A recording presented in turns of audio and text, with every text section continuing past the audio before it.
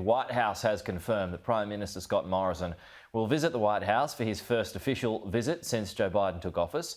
Let's go to Annalise Nielsen in Washington, D.C. Now, Annalise, this is for the first in-person Quad meeting.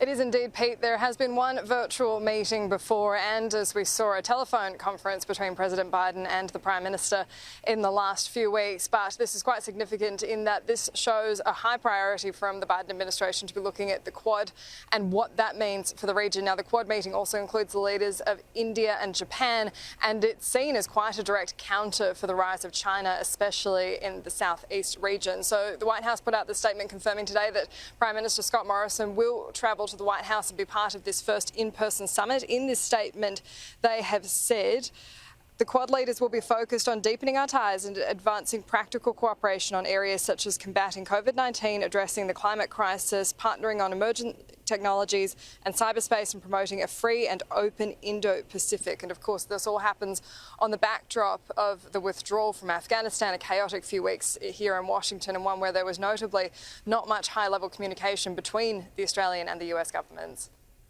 Meanwhile, the US Secretary of State, Annalise, Antony Blinken, is being grilled in front of Congress about the withdrawal from Afghanistan, and he's blamed the hasty deadline on Donald Trump.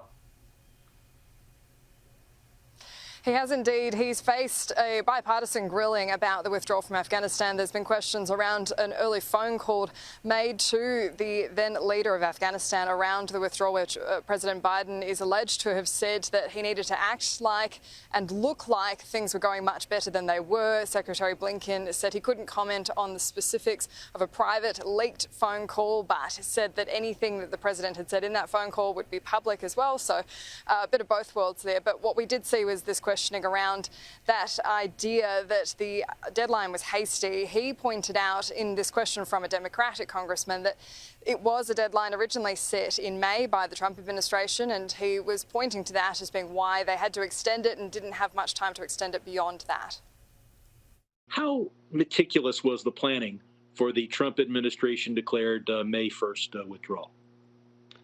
Thank you, Congressman. We inherited a deadline. We did not inherit a plan.